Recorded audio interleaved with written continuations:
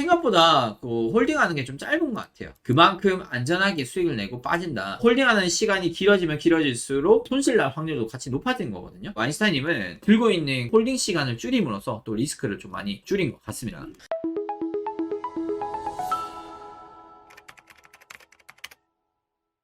안녕하세요. 골든서퍼 임정멘토입니다. 여러분, 오늘의 주제는 나는 단지 이길 확률이 극대화될 때까지 기다리는 것이다. 바로 마크 와인스타인님의 말입니다. 이분 같은 경우에는 이제 매매를 하실 때 아주 신중히 매우 보수적으로 선물 투자로 수익을 크게 내신 그런 분들 중에 한 분인데, 이분에 대해서 오늘은 알아가 보도록 하겠습니다. 자, 여러분, 마크 와인스타인은 바로 사진에 보이시는 이분입니다. 이제 MJW 투자회사 CEO라고 알 수가 있겠고요. 일단 이분은 그렇게 오랫동안 이제 매매를 하셨는데도 여전히 나는 시장이 정말 두렵다, 이렇게 이제 말씀을 하고 계십니다. 1980년대 이후에 손실로 마감한 날이 한 번도 없었고요. 99%의 매매 승률 신화를 이제 가지고 계십니다. 10만 달러 계좌를 3개월 만에 90만 달러로 900%, 한 9배 정도 수익을 내신 그런 분이라고 보시면 될 것 같아요. 자, 이분의 스토리를 잠깐 좀 보도록 하겠습니다. 지독했던 첫 투자의 악몽, 그놈의 옥수수가 문제다. 이게 무슨 소리냐? 자, 8,400달러가 3일 뒤에 600달러 됐어요. 이제 선물 매매하신 분들은 이걸 좀 무슨 말인지 알 거예요. 특히 이제 주식하는 분들은 어떻게 이게 3일 만에 600달러가 되냐, 이렇게 많이 잃을 수가 있냐, 이런 분도 계시는데, 선물에서는 이게 또 가능해요. 반대로 했으면 또 대박이 났을 수도 있겠죠. 자, 부동산 중개인이었던 와인스타인님은 친구의 추천으로 옥수수 상품 선물 거래를 이제 하게 되었습니다. 당시 이제 곡물 애널리스트의 추천으로 매수 포지션을 잡았는데, 이미 시장은 과매수 상태, 즉 완전 고점이었다는 거죠. 고점이었는데 시장의 움직임에 너무 늦게 이분이 합류한 거예요. 이미 고점이니까 뭐 가봐야 얼마나 더 가겠어요. 떨어지면 완전 나락으로 갈 수도 있잖아요. 자, 그나마 다행인 것이 포지션을 유지할 충분한 증거금을 이제 갖고 있지 않아서 자동 로스컷으로 이제 매매를 어쩔 수 없이 멈췄다고 합니다. 따랐던 친구도 다행히 같이 망했다고 이제 뭐 그렇게 얘기를 했었는데, 어쨌든 이분의 첫 선물 투자는 이제 옥수수 쪽으로 이제 투자를 했었고, 8,400달러를 600달러로 만드는 그런 실수를 또 범하게 된 것 같습니다. 어떻게 보면 뭐 첫 매매가 좀 실패했다고도 볼 수 있겠죠. 자, 이분 같은 경우에 이제 그동안 모아놓은 돈 다 잃고 시장을 두려워하게 되었다. 80년대 뭐 그 정도 금액이면 뭐 적은 금액은 아닐 겁니다. 근데 어찌됐건 간에 이분이 열심히 이제 부동산 중개인을 하면서 그동안 뭐 이래저래 좀 모아둔 돈들이 있었는데, 그거를 어느 정도 다 잃었습니다. 다 잃고, 이 시장은 배우지 않고서는 잘못 뛰어들었다가는 한 방에 다 날릴 수 있겠다, 이런 깨달음을 얻게 되신 것 같아요. 왜 이렇게 큰 손실이 났을까요? 라는 물음에 내가 돈을 딸 확률이 매우 낮다는 사실만 이제 알았는데, 내가 무엇을 하고 있는지를 나조차 몰랐다, 이렇게 이제 얘기를 하고 있습니다. 당시 이제 가지고 있던 모든 돈 날렸고, 그리고 시장의 변동성의 위험을 깨닫는 계기가 되었다, 이렇게 말씀 주셨는데, 배움이 좀 부족하다 보니까 초보 때는, 그러다 보니까 낮은 확률, 그냥 아무 때나 무작정 배팅을 하게 되었고, 그러다 보니까 이래저래 많이 날리게 되었다. 그러면서 이분이 좀 확률 높은 자리들을 또 찾게 되는 계기가 생기지 않았나 또 봅니다. 7개월이라는 인고의 시간을 이분은 이제 또 가졌습니다. 다시 이제 부동산 중개인 본업으로 이제 돌아가게 되었고, 아파트, 호텔식 주거 임대 계약을 모두 일단 성사를 시키셨고요. 2만 달러의 투자 자금을 또 단기간에 또 모으신 것 같습니다. 자, 그 기간 동안 차트도 만들어보고 시장에 대해서 공부를 했습니다. 저는 한 3년의 인고의 시간이 좀 있었거든요. 저는 이분은 그래도 7개월이니까 저보다 낫네요. 예. 어찌됐건 간에 이분은 그 기간 동안 본업에 충실을 함과 동시에 이제 연구도 하고 뭐 차트도 한번 만들어 보고, 그리고 내 스스로가 이제 뭐가 잘못됐었는지, 왜 내가 시장이 졌었는지 분석하는 시간을 좀 갖게 된 것 같아요. 사실 이게 되게 중요한 것 같아요. 인고의 시간. 여러분들도 한번 이 인고의 시간을 만들어 보는 거 좋을 것 같습니다. 자, 두 번의 마진콜을 버틸 자금을 일단은 확보해 놨습니다. 과매도된 시장에서는 오히려 매수 포지션을 대응을 하면 잃지 않는다라는 사실을 알아냈다. 그게 내 매매 방법이었습니다. 이렇게 말하는데, 이제 뭐 쉽게 보면 이거야, 초급락장에서 이제 어느 정도 바닥을 찾는 그런 이제 매매 기법을 좀 고수했던 것 같습니다. 그러다가 시장이 이제 올라가면은 차익을 보겠죠.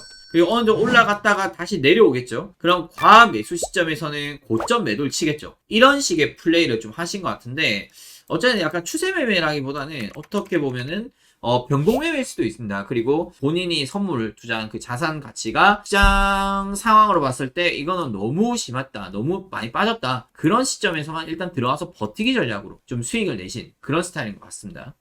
자, 와인스타인 님이 생각하는 매매 방식에 대해서 한번 좀 보도록 하겠습니다. 크게는 두 가지입니다.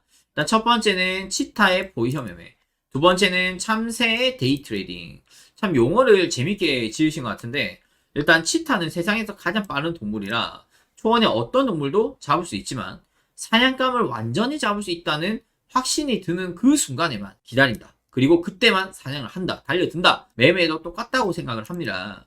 이것이 전문가의 매매라고 생각합니다. 이게 뭐냐면 확신과 자신감이 있을 때 이건 정말 좋은 자리야. 이거는 무조건 수익 나. 물론 손실 날 수도 있겠죠. 그러나 손실 날 확률보다 수익 날 확률이 월등히 높아. 그런 자리에서만 진입을 한다. 이렇게 보면 될 것 같아요. 그리고 이제 참새 데이 트레이딩. 큰 빵을 주더라도 경계를 하면서 수백 번 왔다 갔다 반복하는 참새처럼 나는 데이 트레이딩을 합니다. 이렇게 말씀 주셨어요. 굳이 천장을 잡으려고도 하지 않고요. 모멘텀이 가장 강한 무릎에서 어깨까지만 타고 올라간다. 말 그대로 완전 바닥에서 머리 끝까지 먹는 것보다는 이 중간 단계 정도 수익으로도 이분은 이제 만족한다. 이렇게 이제 말씀을 주셨어요. 그래서 이거를 봤을 때는 이제 데이 트레이딩 말 그대로 그날 사서 그날 팔고 끝낸다. 그런 얘기가 또 있는 것 같고요. 그리고 이제 치타의 포지션 매매. 내가 아무리 참새 데이 트레이딩 하더라도 치타의 포지션 매매를 같이 하는 거죠. 단타 매매라도 좋은 자리, 그 순간, 확신이 드는 그 순간 자리에 들어간다. 이렇게 보면 될 것 같습니다. 자, 와인스타인의 매매 메커니즘에 대해서 한번 보도록 할게요. 시장이 내려가는 건 명백합니다. 누워서 떡 먹기예요. 자, 기술적 지표. 자, 기술적 지표. 차트죠. 차트. 그리고 자신의 감각. 이건 사실은 실전 경험을 오래 하다 보니까 이쯤에서는 저점이야. 이쯤은 고점이야. 그러면서 나름 여러 가지 지표들을 체크를 해서 확신이 들도록 하겠죠. 이 감각이란 거는 말 그대로 경험에 우러서 나올 수 있는데 그래도 그 감이 어떻게 그 자리에서 매수였는지 매도였는지 그래도 좀 알려주시면 안 돼요 하면 또 알려주실 수 있는 분들이에요. 그래서 이제 진입 자리가 올 때까지 몇 시간이고 차분히 기다린다. 이게 되게 중요하다고 봅니다. 우리가 매수든 매도든 일단 진입 가격을 걸어놨어요. 그냥 띵까띵까 노는 거야. 그러다 5분 만에 올 수도 있고 1시간 만에 올 수도 있고 체결이 안 될 수도 있어요. 그날. 그런데 이제 오든 안 오든 그 좋은 자리 외에는 난 들어가지 않겠다. 그런 개념이라고 보시면 될 것 같습니다. 자, 진입에 성공을 했으면 대체로 20분 안에 수익이 난다. 이렇게 말씀을 주셨어요. 수익 청산 후에는 다른 종목 혹은 다른 시장으로 자금 돌려서 다시 또 포지션 물색하는 이 얘기가 뭐냐면 내가 예를 들어서 수익을 한번 냈어요. 그리고 나서 그 다음 또 좋은 자리 또는 그 다음 또 차트 이쁜 거 좋은 종목 그렇게 찾아서 매매한다 이런 뜻이라고 보시면 될 것 같습니다.